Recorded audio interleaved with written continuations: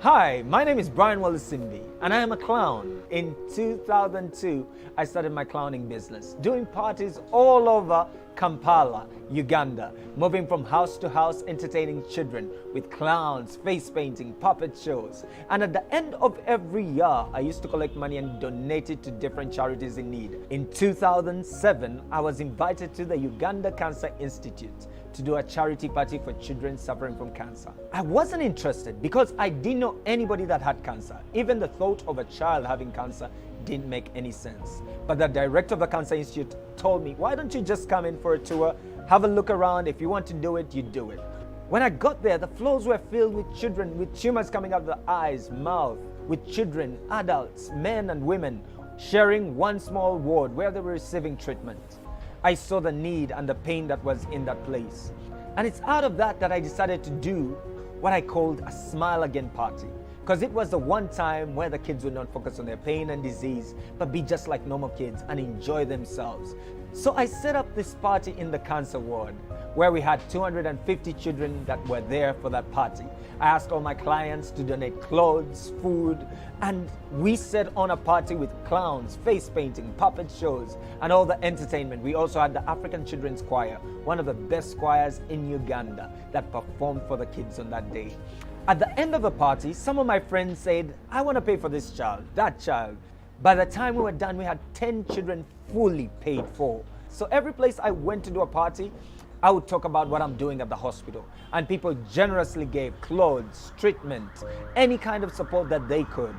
In 2009, we noticed that we were raising a lot of money for chemotherapy, but the kids were dying more of malaria because they were sleeping on verandas. Others were dying more of toxicity from the medicine because they didn't have enough food and nutrition to support the medication they were receiving. Others, you'd pay for 6 or 12 cycles of chemo and they could only make it for 2 because they didn't have enough transport to get them from the villages into the hospital where they could receive treatment.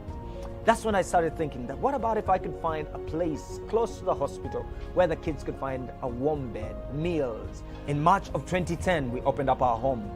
The home provides meals, accommodation for a child and their caregiver or family member. We also provide school so that kids do not miss out on school. We have play therapy, we have counselors that are there at the home supporting the kids. We also support subsidized medical support, and all of these services are provided free of charge.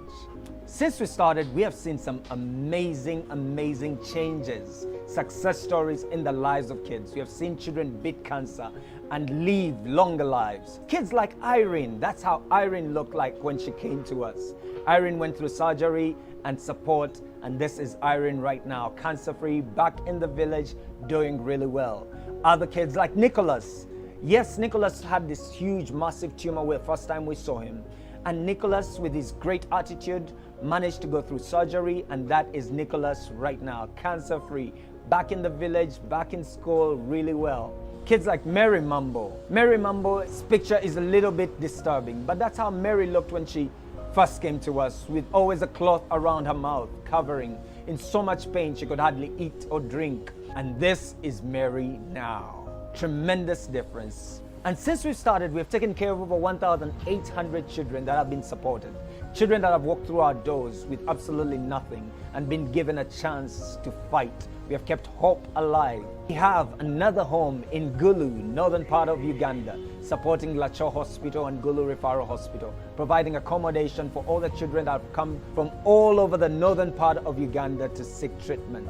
This would never have been possible without the generous support of our friends and partners. If you're out there and you're wondering how you can help, there are 3 ways you can help. You can donate through our website, online. You can volunteer. We're constantly in need of volunteers. You can also fundraise. Make Blessed Child Foundation your charity of choice. Advocate for children suffering from cancer in Uganda.